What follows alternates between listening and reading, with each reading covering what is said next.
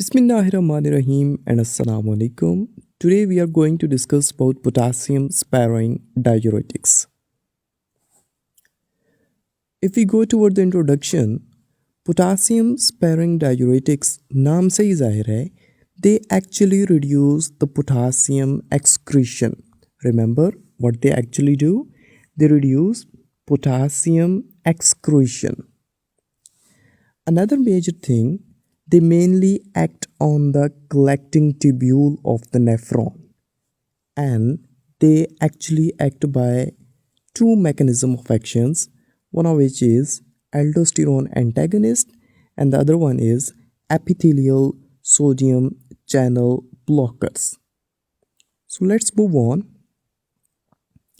अगर हम इसकी क्लासिफिकेशन को डिस्कस करें तो जो पोटासियम स्पेरिंग डाययूरेटिक्स हैं इनको हम दो कैटेगरीज के अंदर यूजुअली कैटेगराइज करते हैं, one of which is the aldosterone antagonist and the other one is sodium channel blockers.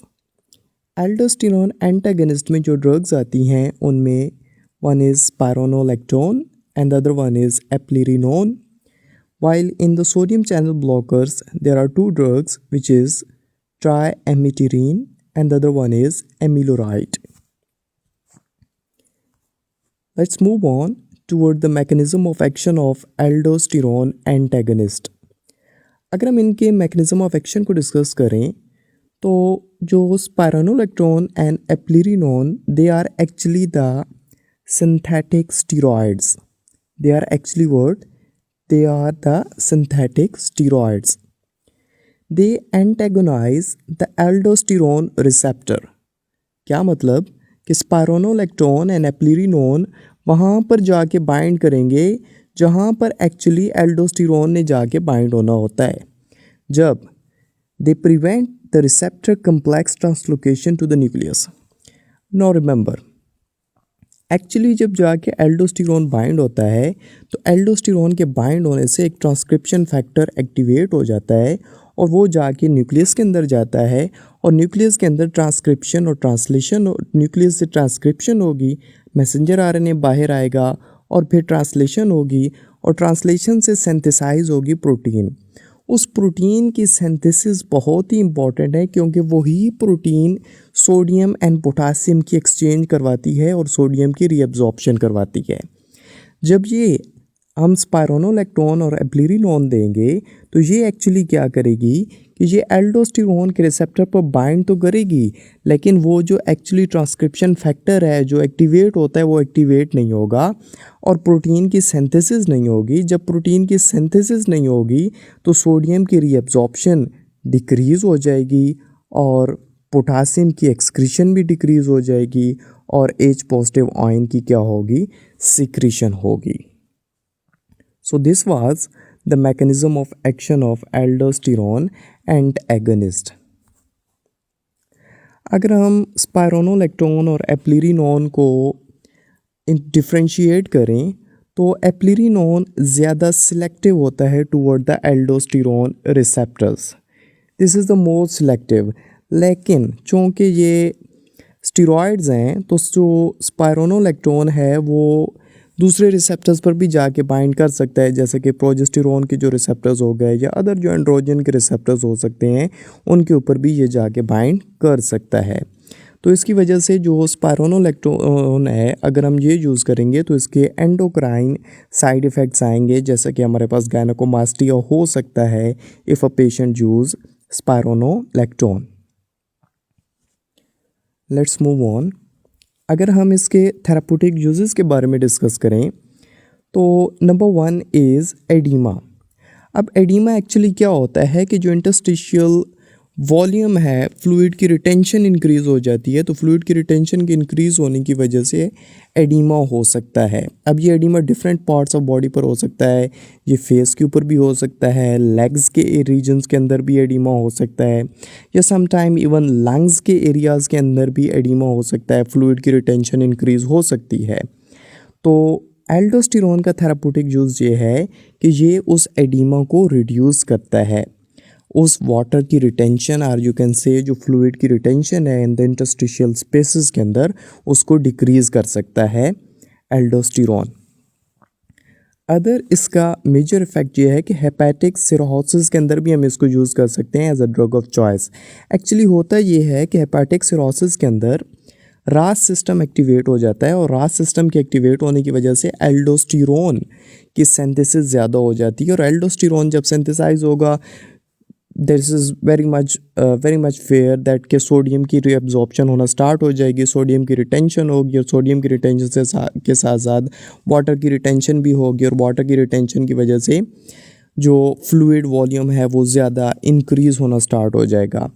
तो हम एक्चुअली क्या देते हैं कि हम एल्डोस्टेरॉन एंटागनिस्ट देते हैं ताकि जो रास सिस्टम की एक्टिवेशन है और एल्डोस्टेरॉन की जो सिंथेसाइज हुआ है तो वो अपना फंक्शन जो है वो परफॉर्म ना कर सके और फ्लूइड रिटेंशन को डिक्रीज़ करे। हम हार्ट फेलियर के अंदर भी दे सकते हैं। हार्ट फेलियर के अंदर एक्चुअली क्या होता है, एडीमा होता है, एडीमा हो सकता है और साथ ही साथ में फ्लूइड की रिटेंशन इंक्रीज़ हो जाती है, हार्ट प्रॉपरली कॉन्ट्रैक्ट नहीं कर पाता, हार्ट के ऊपर जो प्री लोड होगा वो डिक्रीज़ हो जाएगा जब हम एल्डोस्टेरॉन एंटागनिस्ट देंगे। इसलिए हम हार्ट फेलियर के अंदर भी एल्डोस्टेरॉन एंटागनिस्ट दे सकते हैं। We can also use it for resistant hypertension. Hypertension, resistant hypertension, it mean कि आप और ड्रग्स ले रहे हैं जैसे कि एंजियोटेंसिन कन्वर्टिंग एंजाइम इनहिबिटर्स हो गए या एंजियोटेंसिन रिसेप्टर ब्लॉकर्स हो गए, वो दे रहे हैं, लेकिन इसके बावजूद जो हाइपरटेंशन है वो ट्रीट नहीं हो रही तो हम उसके एडजंक्ट उन थेरेपी के साथ हम एल्डोस्टेरॉन एंटागनिस्ट देना भी स्टार्ट कर देते हैं, क्योंकि जो एक्चुअली रेजिस्टेंट हाइपरटेंशन होती है उसमें एल्डोस्टेरॉन की सिंथेसिस ज़्यादा होती है जिसकी वजह से हाइपरटेंशन बार बार हो रहा होता है। तो हम एल्डोस्टेरॉन एंटागनिस्ट देते हैं ताकि रेजिस्टेंट हाइपरटेंशन को ट्रीट कर सकें। इसके अलावा polycystic ovary syndrome, actually in the females के अंदर या वुमेन के अंदर हम एल्डोस्टेरॉन एंटागनिस्ट को यूज़ करते हैं, मोस्टली स्पाइरोनोलेक्टोन। इनके अंदर ये होता है कि डिफरेंट जो हार्मोन्स होते हैं, एंड्रोजन्स हो गए जैसे कि प्रोजेस्टेरॉन हो गया या एस्ट्रोजन हो गया, उनकी सिंथेसिस ज़्यादा होना स्टार्ट हो जाती है और उसकी वजह से डिफरेंट पार्ट्स ऑफ बॉडी जैसे कि फेस हो गए उसके ऊपर हेयर्स की ग्रोथ होना स्टार्ट हो जाती है और जो आपके स्काल्प के हेयर हैं उनकी जो ग्रोथ है वो रिड्यूस हो जाती है और आपके बाल गिरना स्टार्ट हो जाते हैं, specially on the scalp area. तो उसके लिए हम स्पाइरोनोलेक्टोन देते हैं ताकि टेस्टोस्टेरॉन हो गया या डिफरेंट जो अदर्स हार्मोन है वो अपना फंक्शन परफॉर्म ना कर सकें। So these were all the therapeutic uses of aldosterone antagonist. अगर हम इसकी फार्माकोकाइनेटिक्स की बात करें तो फार्माकोकाइनेटिक रिमेंबर के orally both of these are actually well absorb, अच्छे तरीके के साथ एब्जॉर्ब हो जाती हैं, लेकिन जो स्पाइरोनोलेक्टोन है ये इनएक्टिव फॉर्म में होता है। तो जब इसका मेटाबॉलिज्म होगा तो ये कन्वर्ट होगी, किसके अंदर कन्वर्ट हो जाती है, एक्टिव फॉर्म के अंदर कन्वर्ट हो जाती है। जो एप्लिरिनोन है मोस्टली ये जो सिंथेसाइज मेटाबोलाइज होता है वो CYP3A4 हेपेटिक एंजाइम है, CYP3A4, उससे ये मेटाबोलाइज होगा और मेटाबोलाइज होने के बाद नॉर्मली यूरिन और बाइल से एक्सक्रीट हो जाता है from the body.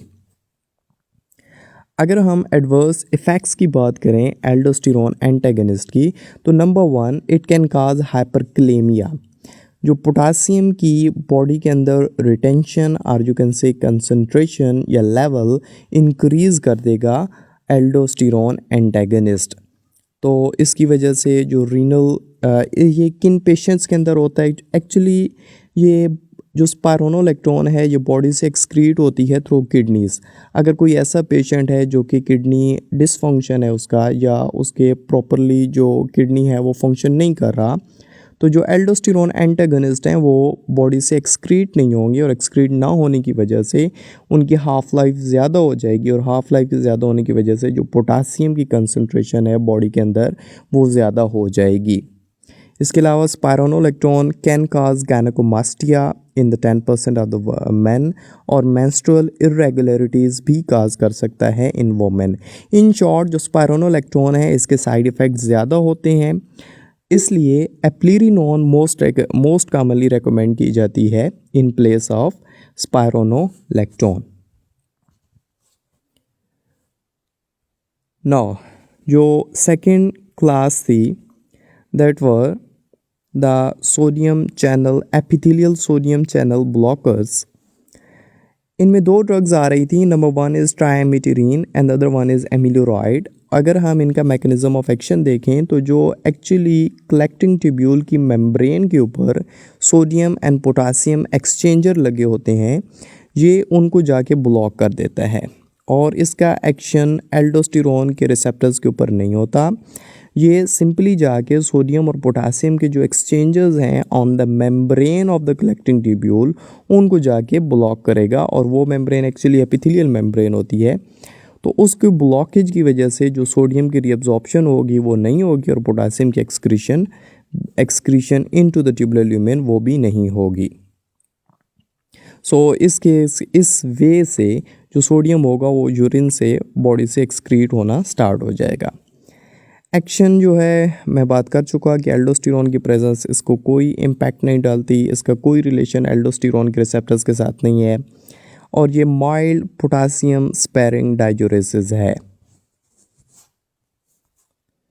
Let's move on clinical uses अगर बात की जाए एपिथेलियल सोडियम चैनल ब्लॉकर्स की, तो they are not very efficacious when use alone. हम इसको अकेला यूज़ नहीं करते, usually in combination with thiazide या लूप डायूरेटिक्स के साथ देते हैं। अब हमने पीछे बढ़ा कि जो थायजाइड और लूप डायूरेटिक्स हैं इनका एक साइड इफ़ेक्ट ये होता है कि ये बॉडी के अंदर पोटासियम की कंसंट्रेशन को डिक्रीज़ कर देते हैं। तो हम उनके साथ एपिथेलियल सोडियम चैनल ब्लॉकर देते हैं ताकि बॉडी में जो पोटासियम की डिप्लीशन है वो ना हो when while using thiazide or loop diuretics. So used mainly for the potassium sparing properties. Summary अगर हम बात करें तो जो पोटासियम स्पेरिंग डाययूरेटिक्स हैं, नाम से जाहिर है they prevent actually the potassium loss. Body में से पोटासियम की लॉस को प्रिवेंट करती हैं। Two types same, one of which was the aldosterone antagonist and other one was the epithelial sodium channel blockers.